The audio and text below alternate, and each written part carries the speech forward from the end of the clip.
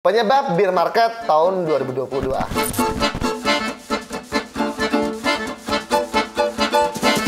Halo warga kripto, balik lagi sama aku Jamja. Aku yakin saat ini banyak dari kalian yang mungkin lagi lemes tuh, karena portofolio investasi kalian yang lagi turun dan terus turun akhir-akhir ini.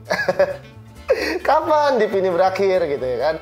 Nah, di video ini aku bakal buat video dari pertanyaan banyak orang saat ini. Yang pertama adalah penyebab bear market di tahun 2022. Yang kedua, kapan bear market ini berakhir? Dan yang ketiga, whitelist project apa yang sebaiknya kita invest dalam bear market kali ini. Video ini disponsori oleh BingX. BingX didirikan pada tahun 2018. BingX adalah platform perdagangan aset spot dan derivatif digital global yang menyediakan ekosistem terbuka dan berpusat pada pengguna dengan fitur perdagangan sosial yang intuitif. Dibuat untuk memperkaya seluruh industri cryptocurrency, BingX adalah tempat yang aman, andal, dan ramah pengguna bagi pengguna untuk memperdagangkan aset favorit mereka. Penyebab bear market tahun 2022. Pada November tahun 2021, BTC berhasil menyentuh angka all-time high-nya di angka $69.000. Dan hanya dalam 5 bulan terakhir aja, BTC itu udah turun sebanyak 74% dari ATH-nya. Bang, BTC scam bang. Ngawur, enggak. BTC nggak scam ya teman-teman ya. Penurunan ini itu terjadi bukan hanya di kripto aja, tapi dari saham, stock market, VC, startup bahkan itu semua terkena dampaknya. Awal permasalahan. Nah, di sini aku bakal coba buatin kesimpulan mulai dari persoalan makroekonomi global yang saat ini kita hadapin dan semua itu saling berhubungan. Itu mulai dari COVID-19, inflasi, perang Rusia dan Ukraina, serta naiknya suku bunga The Fed yang akhirnya semua permasalahan makroekonomi global itu mempengaruhi nilai aset yang memiliki resiko tinggi. Ya, seperti saham ataupun cryptocurrency itu sendiri, teman-teman. Pelan-pelan ya, di sini kita bakal jelasin satu persatu biar kita sama-sama paham permasalahannya. Pada tanggal 24 Februari tahun 2022, terjadilah perang antara Rusia dan Ukraina. Yang apabila dihitung sampai video ini dibuat, itu udah genap 127 harian. Dimana perang ini juga itu belum kunjung-kunjung usai, teman-teman. Ya pastinya perang itu ngebuat ketidakstabilan ataupun ketidakpastian dalam ekonomi global. Karena apa? Rusia dan Ukraina itu memiliki peran yang cukup penting dalam pasar global. Mereka merupakan produsen dan eksportir utama sejumlah komoditas yang ada di dunia, teman-teman. Yang pertama, Rusia. Rusia adalah produsen dan eksportir bahan bakar fosil seperti minyak, gas, dan batu bara. Itu terbesar di dunia, sedangkan nggak kalah penting, Ukraina itu adalah pemasok terbesar gandum di seluruh dunia, di mana gandum merupakan bahan pangan nomor 1 di seluruh dunia. Dengan adanya perang ini, itu tentunya mempengaruhi supply chain yang dimiliki oleh Rusia dan Ukraina, yang itu menyebabkan naiknya beberapa harga komoditas seperti minyak, gas, batu bara, dan juga gandum. Dan sayangnya, perang ini terjadi itu saat dunia atau banyak negara nggak lagi baik-baik aja, atau masa pemulihan lah akibat pandemi COVID-19. Kita tahu semenjak tahun 2019 sampai tahun 2021, setidaknya itu ada 85 negara yang harus di lockdown, dan itu termasuk Cina, yang menyebabkan banyaknya pabrik-pabrik besar itu berhenti operasi. Jelas ya, tanpa adanya perang pun itu kita sedang berjuang. COVID memang berangsur-angsur membaik, dan itu bagus, teman-teman. Tapi kita harus lihat sisinya. Dari COVID membaik, artinya permintaan pasar atas kebutuhan juga ikut meningkat. Nah, ini nggak masalah kalau misalkan produksi bisa ngikutin permintaan tersebut. Permasalahannya produsen kan belum mampu tuh memenuhi lonjakan permintaan tersebut. Ya, akibat lockdown dari COVID-19 itu, produsen saat ini belum bisa memproduksi sebanyak itu. Karena kita tahu ya, untuk mulai produksi kembali itu kan nggak mudah. Mulai dari ngumpulin orang-orangnya lagi, mulai dari ngurusin kapitalnya, mulai dari ngurusin regulasi, belum lagi psikologis dan sebagainya. Sedangkan permintaan udah naik akibat COVID yang menurun. Dan saat situasi lagi kayak gitu, malah terjadi perang. Dan ya udah, akhirnya dampak dari semuanya menyebabkan melambatnya perekonomian global dan menyebabkan krisis pada suplai barang-barang pokok. Dan yang udah pasti terjadi inflasi dan menyebabkan beberapa harga komoditas jadi ngelambung tinggi. Kayak yang udah saya bilang tadi, minyak bumi dan bahan pangan itu sekarang naiknya jadi nggak wajar banget. Dan pastinya itu sangat berdampak pada masyarakat serta mempengaruhi daya beli pada masyarakat. Dan inflasi yang terjadi pada tahun ini tuh udah parah banget. Inflasi di Amerika Serikat bahkan tembus 8,6%, di mana ini merupakan rekor tertinggi sejak tahun 1981. Akibatnya, pemerintah Amerika Serikat berupaya untuk menekan laju inflasi tersebut dengan cara naikin suku bunga. Tepatnya pada tanggal 15 bulan Juni, Bank Sentral Amerika atau lebih dikenal dengan The Fed itu mengumumkan kenaikan suku bunga dari 0,75% menjadi 1,75%. Hal ini dilakukan untuk menekan harga-harga komoditas yang terus naik di Amerika Serikat. Dan diperkirakan suku bunga ini bakal terus naik sampai ngebuat inflasi di Amerika Serikat itu kembali normal. Hal ini turut membuat ketidakpastian dalam ekonomi global karena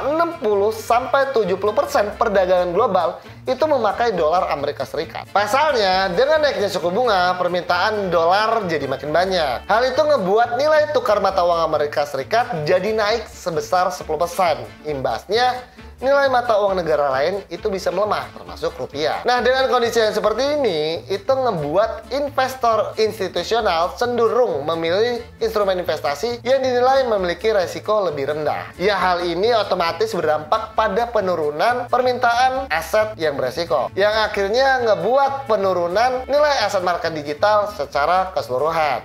Mau itu saham, mau itu kripto, itu semua kena dampaknya. Mau itu saham, mau itu kripto, itu semua mengalami penurunan. Dan satu lagi, inflasi itu ngebuat daya beli investor retail jadi menurun. Ya karena harga-harga barang naik, uang mereka ya jadi nggak sebanyak dulu lagi. Nah, kondisi ini juga itu diperparah dengan beberapa insiden cryptocurrency akhir-akhir ini. Yang pertama datang dari stablecoin USD Luna, di mana yang seharusnya 1:1 itu turun dari peg-nya, bahkan down hingga 100%. Yang kedua datang dari Celsius, di mana Celsius adalah pinjaman terregulasi di cryptocurrency yang simpelnya itu kayak bank lah, di mana pengguna menerima bunga atas simpanan kripto atau dia juga menawarkan pinjaman kripto yang telah dijaminkan. Dan bank terbesar di cryptocurrency ini itu sedang berpotensi mengalami kebangkrutan, di mana sampai saat ini usernya itu nggak bisa ngelakuin transaksi. Yang ketiga datang dari Triallo Capital, di mana Triallo Capital adalah salah satu kapital terbesar di cryptocurrency dan dia juga sedang mengalami kebangkrutan. Yang terakhir itu datang dari market, HOO dan XT, di mana sampai saat ini user marketnya itu nggak bisa melakukan withdraw. Banyaknya perusahaan ataupun startup di cryptocurrency yang nggak bisa adapt di bear market ini, yang ngebuat usernya jadi dalam kondisi yang nggak pasti, bahkan merugi dan nggak bisa WD, itu juga turut membuat trust pada cryptocurrency itu jadi ikut turun. Itulah penyebab bear market di tahun 2022.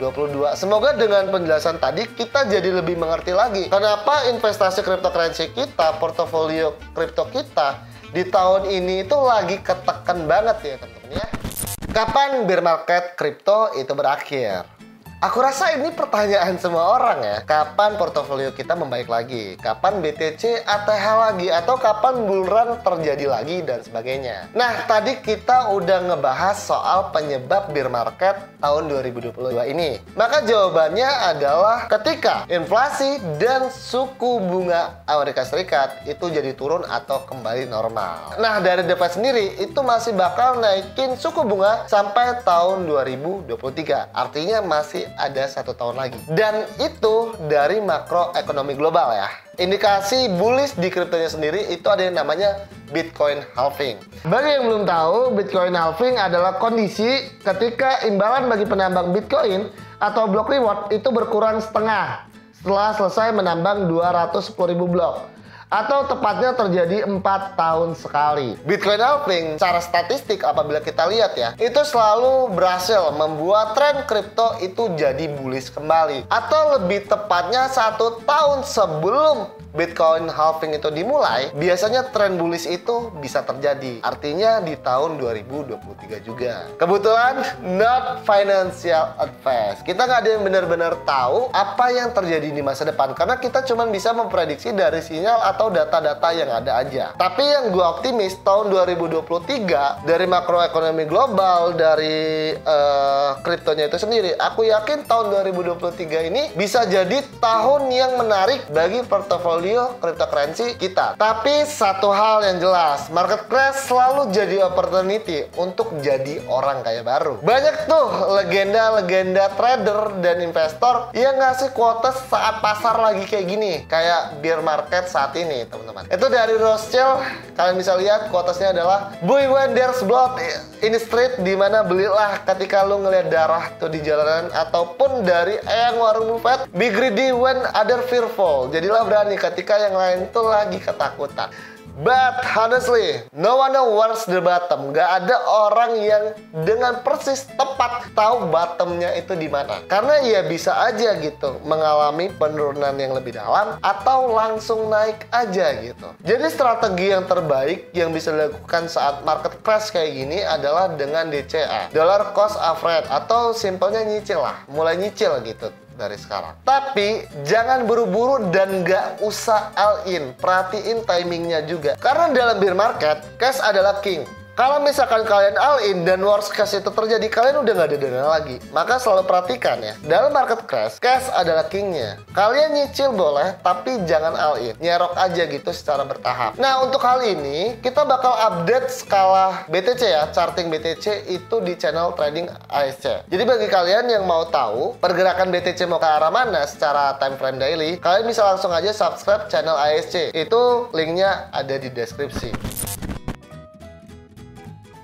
Nah, yang terakhir ataupun yang ketiga, list project apa yang sebaiknya kita invest. Nah, di bear market kali ini kita sebaiknya nggak list banyak project ya untuk kita invest. Karena ya sebenarnya nggak banyak project itu bisa survive di bear market dan terlalu berbahaya aja gitu kalau misalkan kita asal pilih. Dan faktanya juga banyak project yang walaupun udah di bull market secara histori itu nggak bisa ATH walaupun yang lainnya udah. Beberapa project ada aja gitu yang nggak bisa ATH. Dan top CMC itu juga nggak bisa jadi jaminan ya. Kita bisa ngelihat Luna, di mana salah satu dari top 10 CMC itu bahkan dump sampai 100%. Jadi kayak hati-hati aja gitu untuk invest saat bear market. Nah, untuk di bear market kali ini di tahun 2022, aku yang pertama mau ngerekomendasiin, ya siapa lagi kalau bukan the father of cryptocurrency, yaitu Bitcoin. Dimana Bitcoin itu lagi murah dan di tahun 2024 itu dia ada halving. Kalau misalkan kita ngelihat dari statistik secara keseluruhan, halving selalu ngasih return yang lumayan besar. Dan yang kedua, satu-satunya altcoin yang aku rekomendasiin adalah Ethereum,